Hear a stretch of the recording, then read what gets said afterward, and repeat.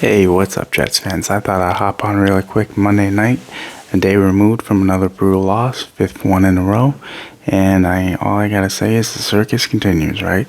You go into this week and you're not really sure who the starting quarterback is gonna be, or whether it matters for any reason, because whatever quarterback is tossed in there, it's the result is going to always be the same. It seems like it will be until the end of the season, where they can make really big adjustments and changes, hopefully, right?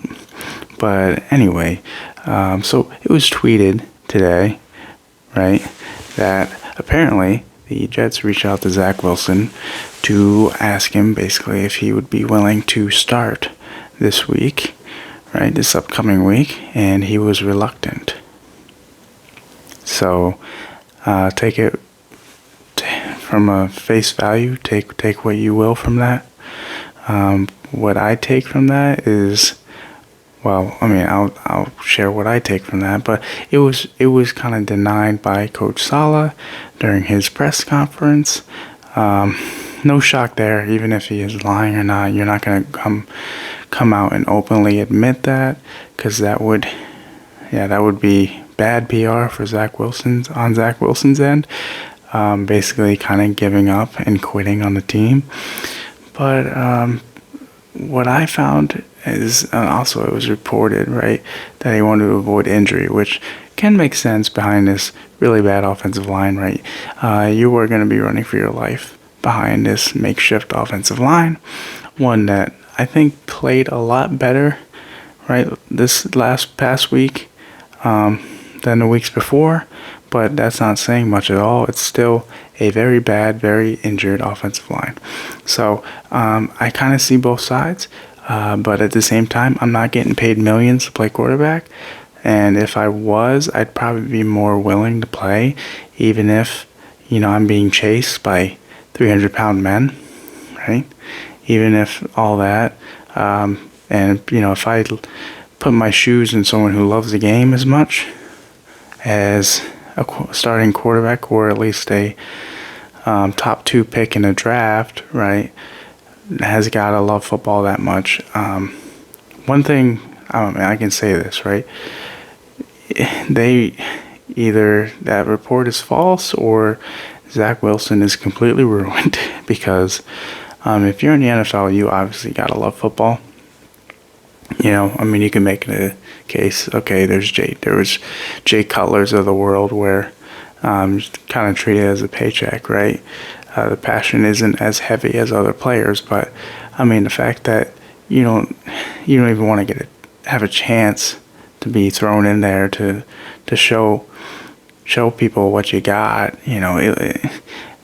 putting aside the historically terrible performances, right? You still want to, maybe this game, it can be like the Chiefs game, where I put it all together and, I go out there and I light it up a bit, kind of put that tape out there. So when it comes time for the inevitable thing of the Jets cutting Zach Wilson, which it seems like that's where it's heading, they're going to part ways. They kind of have to at this point. It's really a damaged relationship through and through.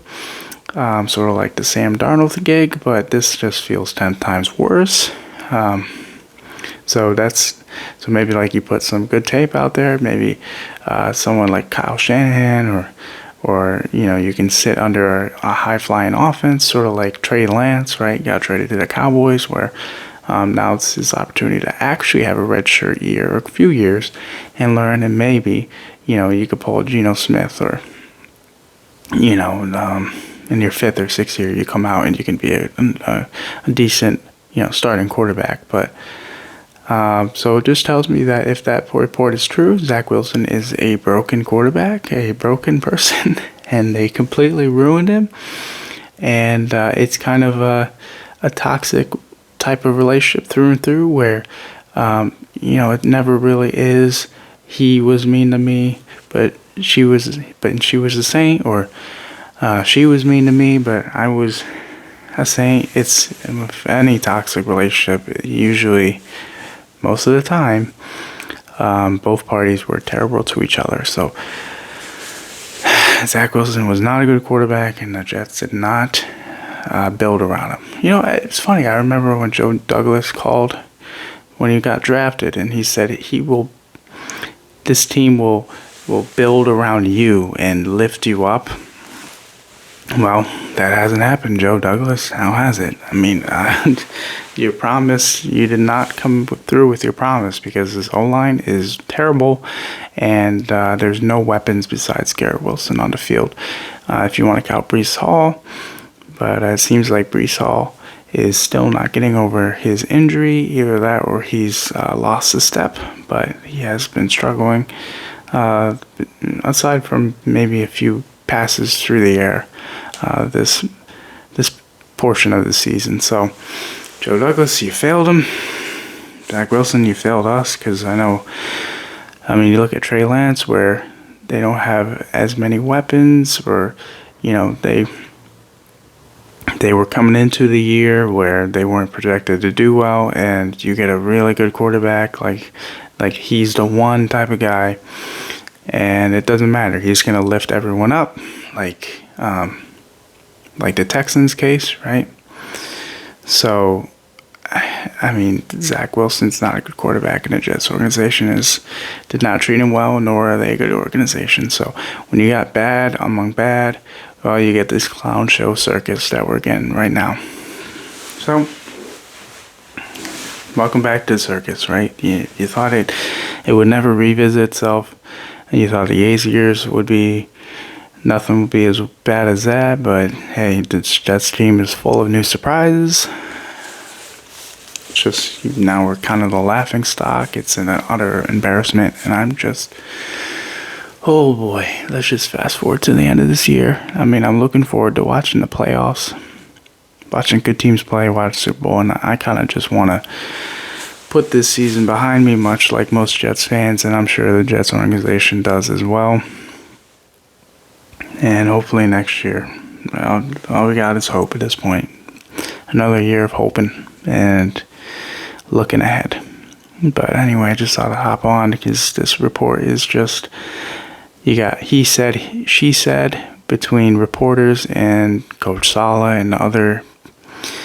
I mean, this type of bombshell report will not go away. There will be more details. Ooh. It'll be like a TMZ type of deal, I guess. Less about football and more about the locker room antics. But that's what happens on a losing team. When watching a team play becomes so... my eyes are burning from watching it. Let's just talk about the juicy details and drama of the locker room falling apart, because that is more interesting to the reporters to report on. Because no one wants to hear that this team lost again.